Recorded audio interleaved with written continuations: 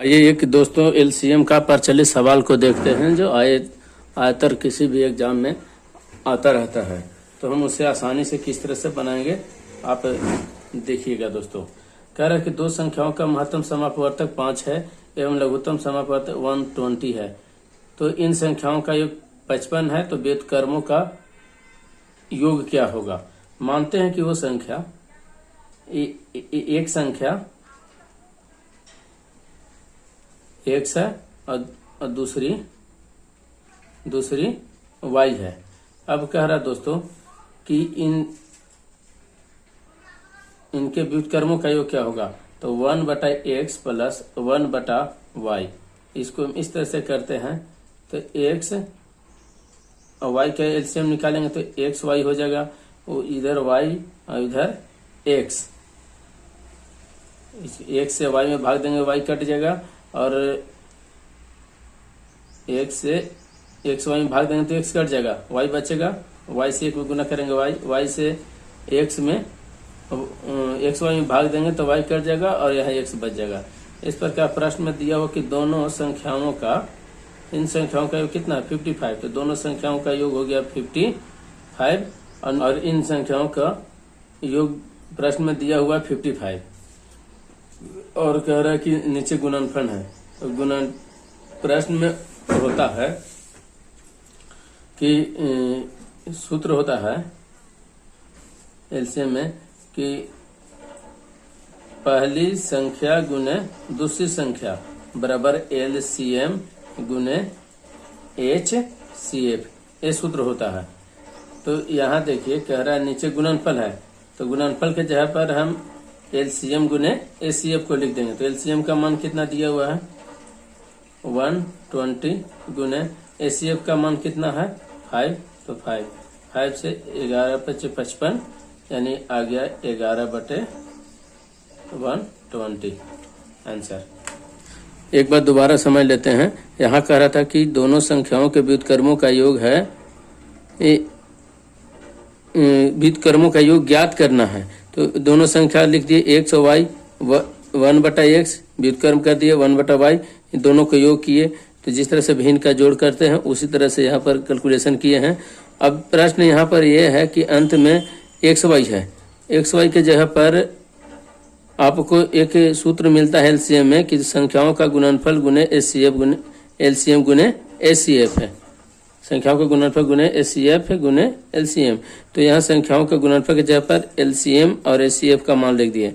LCM का मान हो गया 120 और एचसीएफ का मान हो गया 5 दिया हुआ है।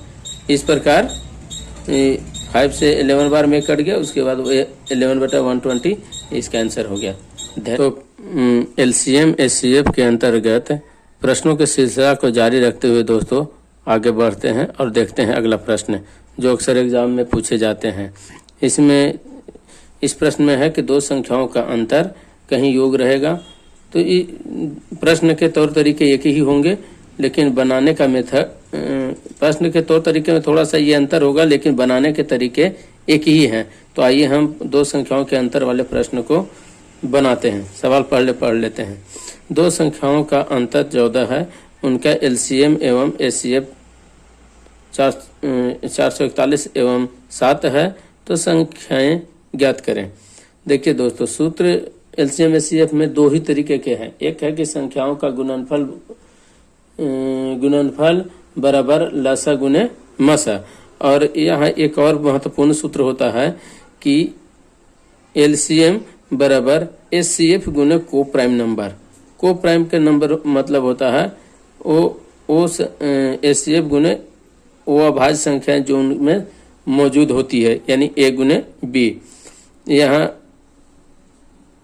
एलसीएम का मान दिया हुआ था 441 और एचसीएफ का मान दिया हुआ 7 गुने a गुने b। को प्राइम का मतलब a गुने b। अब निकालने के बाद a गुने b का मान आया 63।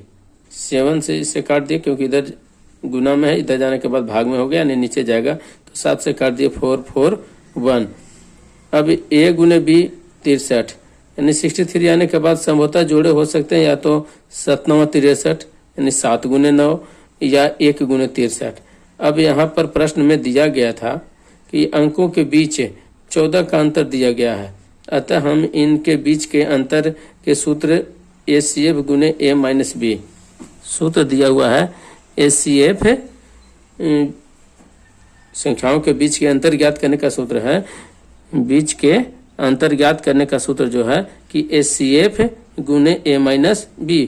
तो HCF का A माइनस B के जगह पर हम पहले मान को रखते हैं, यानी ये जो 1 गुने 63, तो 1 गुने 63 पहले मान को रखने पर तो 7 गुने 63 माइनस 1, यानी इसको गुना करने के बाद 434 आ रहा है, जो कि कितना आना चाहिए था, 14 होना चाहिए था। अब उसके बाद मतलब ये मान्य, ये जो मान है ये मान्य नहीं हुआ, एक कारगर नहीं हुआ, अर्थात अब दूसरे मान की चर्चा करते हैं। तो 7 और 9 इनको मान रखने के बाद 7 गुने 9 माइनस 7, क्योंकि 7 HCF का मान है, HCF 7 और 9 है से एक संख्या दूसरी संख्या 7 है, इनको आपस में घटाएंगे तो 2 आएगा। तो यहाँ थोड़ा एक बार और क्लियरिटी कर देते हैं, यहाँ कितना है 7 गुने, इसको घटाने के बाद 2, तो 7 दूनी 14। यहाँ पर देखिए दोस्तों प्रश्न में दिया हो कि दोनों संख्याओं का अंतर कितना है, 14। सूत्र के हिसाब से कि संख्याओं के बीच के अंतर ज्ञात करने का है HCF गुने A माइनस B, तो 14 आ गया, अर्थात ये जो मान हुआ, ये मान हुआ मैंने संख्या 1 है से 7 और 9 को प्राइम संख्या में आ गए, लेकिन इनकी मूल संख्याएं होंगी, क्योंकि जब तक ये HCF से गुना होगा नहीं ये मूल संख्या के रूप में आएंगे नहीं। तो 7 गुने 7 बराबर 49, एक 7 गुने 9 बराबर 63, अर्थात वो दो संख्याएं 49 और 63 हैं जिनका HCF 7 और LCM 441 यानी 441 होगा। ठीक है दोस्तों, तो हमारा बताने का उद्देश्य यही है कि ये ऐसे प्रश्न हैं जो अक्सर परीक्षा में आते ही रहते हैं, और ये ज़्यादा बड़े भी नहीं होते हैं, लेकिन थोड़ी सी टेक्निकल और पेचीदी होती है, जिसको मतलब उलझाने का अगर 1-2 बार अभ्यास कीजिए तो कोई बड़ी बात इसमें नहीं है। तो यहाँ मूल अंतर है कि अभी दिया हुआ अंतर, बाद में रहेगा योग, बस इतना ही तक है, बाकी टेक्निकल से बनाने का यही है। दोस्तों यहाँ सवाल क्या है कि 5 2 6 से भाग करने पर रिमाइंडर 1 बचता है, तो ऐसी कौन सी संख्या है जो वह 11 से पूर्णतः विभाज्य होगी।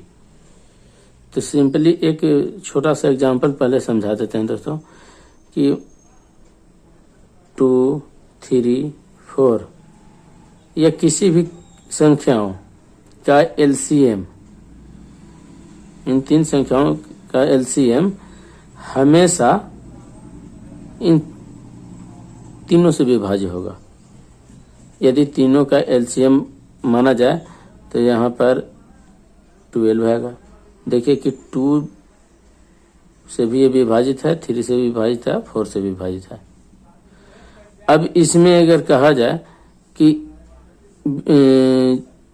विभाजित करने के बाद शेष पर 1 बचे, तो पर्सनली 1 केवल अलग से जोड़ देना है।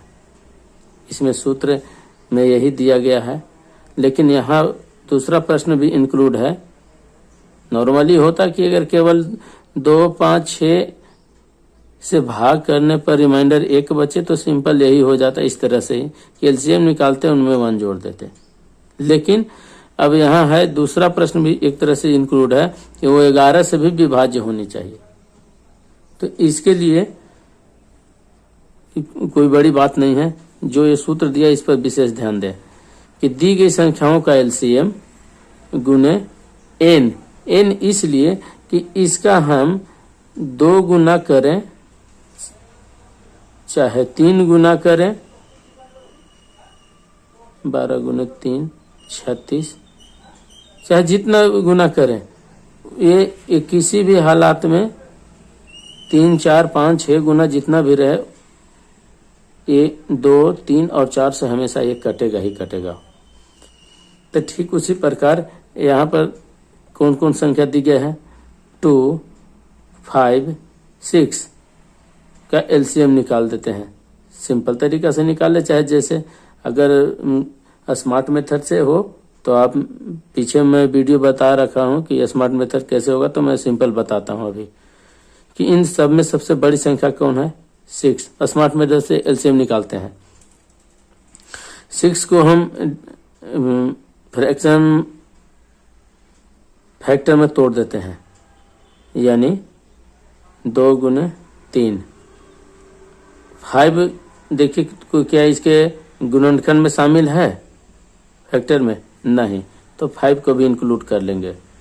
अगला आया 2 क्या इसमें शामिल है, तो हाँ है। अतः अब इनका एलसीएम हो गया 2 3 6 5 30। अब गौर से देखिए दोस्तों कि यहाँ 30 से 2 से भी विभाजित है, 5 से भी विभाजित है और 6 से भी विभाजित है। अब इसमें लेकिन ये 11 से विभाजित नहीं है। अब रही बात शेष बचने की बात, तो हम इसमें 1 जोड़ देते हैं। तो किसी भी संख्या से हम अगर इसमें डिवाइड करते हैं तो 1 बचेगा ही बचेगा। तो इस प्रकार अब ये तो 11 से विभाजित नहीं हो रहा है, तो अभी यहाँ पर समझाया था कि इसको हम 2 गुना 3 गुना 4 गुना करके बढ़ाकर देखेंगे, जब तक ये कि मान लेते हैं कि यहाँ 3 गुना कर लेते हैं। 3 गुना करने से तो कोई फर्क पड़ने वाला नहीं है, क्योंकि अभी एग्जाम्पल के तौर पर समझाए थे। 3 गुना के तो 30 कितना हो गया, 90 प्लस 1 91। तो गौर से देखिए कि 90 तो कट नहीं रहा है 11 से, सॉरी 90 प्लस 1 अगर दोनों को जोड़ते हैं तो कितना आया 91। ये कट रहा है तो नहीं, यानी 3 गुना, यहाँ पर 3 गुना करना संभव नहीं है, अर्थात अब 4 गुना करके देखते हैं। यानी 3 n के मान में 1 2 3 4 5 जो बैठाते जाएंगे अंततोगत्वा जो कि n से, तो 3 गुने 4 प्लस 1 3 चौके 12 यानी 120 प्लस 1 121। अब यहाँ देखिए कि 121 11 से यह पूर्णतः विभाजित है, और ये बाकी संख्या से भी यदि हम 121 में भाग लगाएंगे तो हमेशा रिमाइंडर 1 बचेगा। तो आंसर कितना हो जाएगा 1 2 1 मिनिमम, यानी यहाँ और भी बड़ी हो सकती थी, लेकिन यहाँ प्रश्न में और स्पष्टता ये होना चाहिए था कि यह मिनिमम कौन, छोटी से छोटी संख्या, छोटी से छोटी संख्या। तो ये आंसर हो गया 121। यदि न है तो इसे हम भाग देकर दिखाते हैं इसमें। तो 5 से भाग लगाएं तो 5 दूनी 10, 2 बचा 21, 5 चौके 20, शेष फल 1 बचा। 6 से भाग लगाते 6 दूनी 12 अंकुता, फिर 1 इसका शेषफल बचा। 2 से भी लगा तो 2 छक 12 1 बचा। मैंने ऑल ओवर मिनिमम वो छोटी से छोटी संख्या कौन है, तो 121 है। तो अब अगले प्रश्न की ओर चलते हैं, देखते हैं दोस्तों। एक विशाल हॉल में फर्श के आयाम 30 मीटर 60 सेंटीमीटर एवं 23 मीटर 40 सेंटीमीटर है। इसमें समान आकार की वर्गाकार टाइलें लगानी है, तो टाइलों की संख्या ज्ञात करें। यहाँ पर दोस्तों साफ सुथरा दिखाई देता है कि ये एरिया आयताकार है, क्योंकि इसमें लंबाई और चौड़ाई दी हुई है, और ये भूखंड, ये एरिया 30 मीटर 60 यानी 3060 सेंटीमीटर लंबाई और 2340 सेंटीमीटर चौड़ाई है। अब इसमें वर्गाकार टाइल लगानी है, तो वर्गाकार टाइल लगाने के लिए हम इन्हें एक टाइल की, उस टाइल्स की एक भुजा ज्ञात करेंगे। तो टाइल्स की एक भुजा ज्ञात करने के लिए इन दोनों का HCF ज्ञात करना होगा। तो अगर इन दोनों का HCF ज्ञात करते हैं तो इनका ज्ञात करने का तरीका बड़े अंकों का आसान है, जैसे 30 60 23 40। हम ये अंतर नियम विधि के द्वारा बता रहे हैं। दोनों को आपस में माइनस करेंगे, तो इसमें से माइनस करने के बाद 0 2 और कितना है ये 720। उसके बाद अब ये या दोस्तों आज सीखते हैं बड़े अंकों को स्मार्ट तरीके से कैसे अंतर नियम विधि के द्वारा हम एचसीएफ ज्ञात करेंगे। इसमें सामान्य तरीके से हमने एचसीएफ निकालने के तरीके को अंतर नियम, गुणनखंड नियम और भाग नियम 3 तरह से जानते हैं, लेकिन इनमें भाग लगाना या गुणनखंड करना दोनों ही तकलीफ होगा, यानी समय बहुत ज़्यादा लग जाएगा। इसलिए हम अंतर नियम से इसको आसानी से बना पाएंगे। तो आइए देखते हैं अंतर नियम क्या होता है।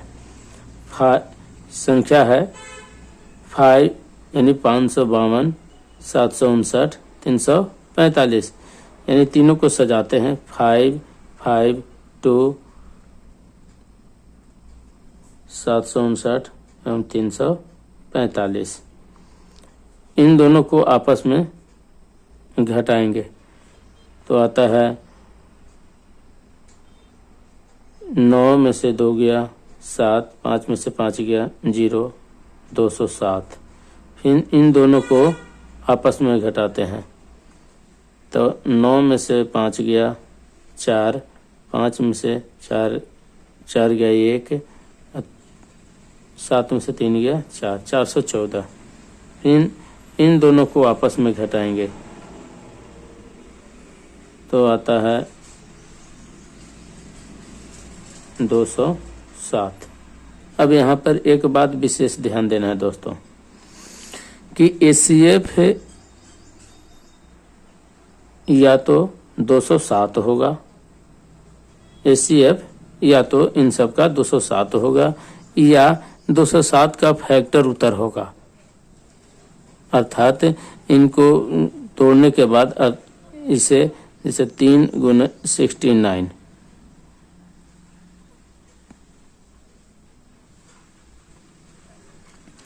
अगर 207 फैक्टर नहीं हुआ तो 3 गुना 69 ऑप्शन में दोनों में से जो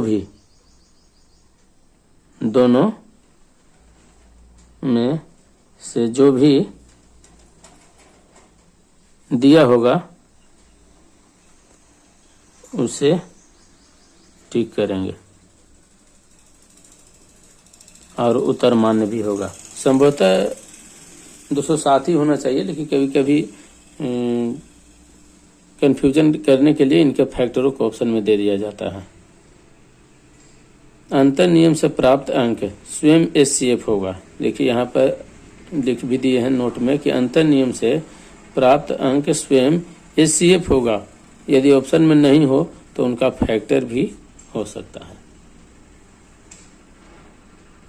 ठीक है दोस्तों, प्रश्नों के सिलसिला जारी रखते हुए अगला प्रश्न है कि 3 संख्याएं जो कि अनुपातिक स्थिति में 1/2 अनुपात 2 अनुपात 3 अनुपात 3 अनुपात 4 के अनुपात में है, यदि सबसे बड़ी एवं छोटी संख्या का अंतर 33 है तो तीनों संख्याओं का एचसीएफ क्या होगा। सबसे महत्वपूर्ण बात तो यहाँ दोस्तों है कि ये जो संख्या दी हुई है अनुपात में है, तो इसे नॉर्मल अंक में जैसे कि 14, 15, 18, 20, 24 इस तरह से लाने के लिए हमें सबसे पहले फ्रैक्शन को नॉर्मल रेशियो में कन्वर्ट करना होगा, फ्रैक्शन टू नॉर्मल रेशियो में कन्वर्ट करना होगा। तो इसे करने के लिए सबसे पहले इनको जितने भी नीचे 2, 3, 4 इन सभी का एलसीएम निकाल लेंगे। तो इन सब का एलसीएम आता है 12, 2, 3, 4 का एलसीएम कितना होगा 12, और प्रत्येक अंक रेशियो में हम 12 से गुना करेंगे 1/2 12 से, तो 2 6 12। इनका नॉर्मल अंक में आ गया 6, फिर आए 2/3 गुने 12, 3 चौके 12, इनका नॉर्मल हो गया 8, और 3/4 गुने 12, 4 3 12 नॉर्मल हो गया 9। ये अभी भी अगर सिंपल में कहा जाए तो 6:8:9 है। तो यहाँ कह रहा है तो माना कि अनुपातीय राशि बराबर x। अभी x जो है से सबके साथ मौजूद होगा, अर्थात ये HCF भी माना जाता है, क्योंकि HCF एक ऐसी संख्या होती है जो सभी अंक में मौजूद होता है। इस प्रकार संख्या बराबर होगा 6x, 8x और 9x। प्रश्न में स्पष्ट रूप से ये दिया गया है। यहाँ पर मानक के अनुपाती राशि x है जो HCF भी होगा, और संख्याएं यहाँ साफ सुथरा दे दिए हैं कि 6x, 8x एवं 9x होगा। अब यहाँ प्रश्न में साफ सुथरा है कि बड़ी संख्या और छोटी संख्या के अंतर कितना है, 33। इनमें बड़ी कितना है, 9, छोटी है 6, यानी 9x माइनस 6x बराबर 33, 3x बराबर 33 यानी 11, x बराबर 11 यानी HCF बराबर भी कितना हुआ, 11। यही इसका उत्तर होगा दोस्तों। धन्यवाद। इस प्रश्न में सबसे महत्वपूर्ण बात यही था, बाकी सब नॉर्मल की तरह है। मेन यही है कि इस रेशियो से हम नॉर्मल अंक में निकालें तो कैसे निकालें। इससे ये कन्वर्ट करना आ गया तो बाकी और सब में कोई दम था ही नहीं, बस इतना ही। मुख्य उद्देश्य उसी को सिखाना था। यह प्रश्न लगभग कई बुक में आसानी से देखने को मिल जाएंगे, लेकिन एक बार थोड़ा सा प्रश्न में मुड़ान है, यानी अलग है, इसीलिए हम इसको शामिल किए हैं। 5 घंटियां सुबह 7:59 बजे एक साथ बजे थी। वे क्रमशः 3, 6, 9, 12 एवं 15 सेकंड के अंतराल पर बजती है। वे सुबह 8:16 बजे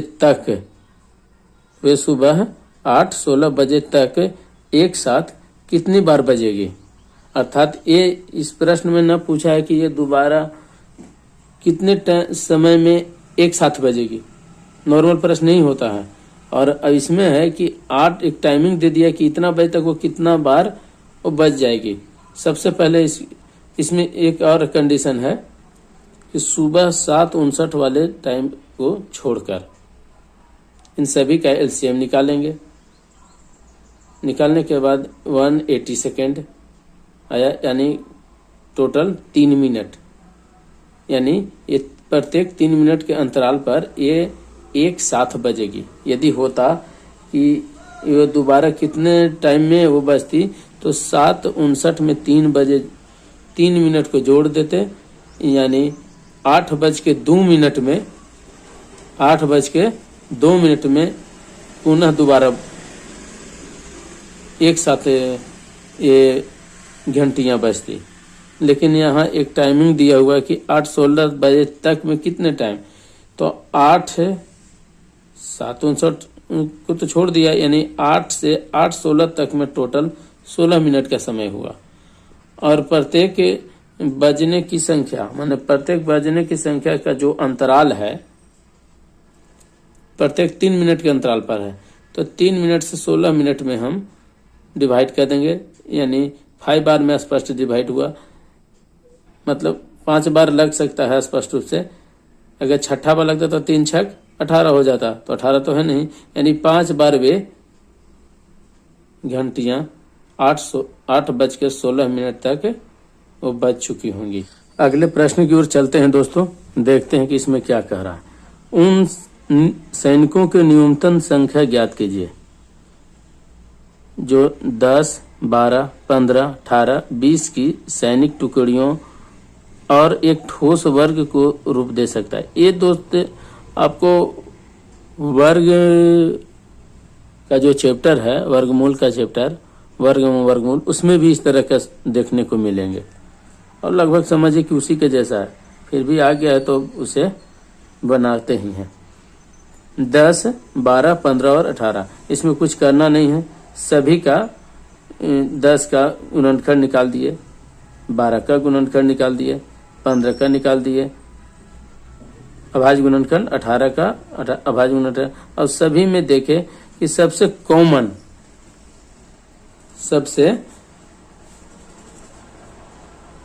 कॉमन चीज यानी स्क्वायर बनाने के लिए, तो स्क्वायर बनाने के लिए 2 की संख्या मिनिमम 2 चाहिए थी, तो 2 के पावर 2, 3 के भी संख्या 2 चाहिए स्क्वायर, क्योंकि इसका भी स्क्वायर इसका भी स्क्वायर, तब तो वर्ग बनेगा। और उसके बाद 5 ये अकेला आ गया, इसमें से 5 की संख्या में स्क्वायर कहीं नहीं है, मतलब एक 5 अकेला रह गया। परफेक्ट स्क्वायर ज्ञात करने हेतु 5 से गुना करना पड़ेगा, अर्थात इनमें हम 5 से गुना किए, यानी वो न्यूनतम संख्या 9 होगी। और न्यूनतम संख्या क्या होगा? 900। क्या होगी? 900। अब इसमें देखिए दोस्तों, इतना करने से अच्छा है एक दूसरा मेथड आता है बाई ऑप्शनल। क्या? By option. बाई ऑप्शन में हम ये देखेंगे, यहाँ पर जो दिया हुआ बाई ऑप्शन, बाई ऑप्शन में हम ये देखेंगे कि कौन ऐसा संख्या है जो वर्ग के रूप में ऑप्शन में है। यदि ऑप्शन में 900 भी रहा, 1600 भी रहा, 400 भी रहा, तो ऐसी स्थिति में बाई ऑप्शन कंफ्यूज कर देगा, आपको ये बेसिक मेथड का ही प्रयोग करना होगा। यदि 4 ऑप्शन में अगर 3 केवल अलग अलग है और एक केवल वर्ग में दिखाई दे रहा है जो कि वर्ग के फॉर्म में है, तो वो उत्तर को आसानी से टिक कर दीजिए, इतना करने की कोई जरूरत नहीं है।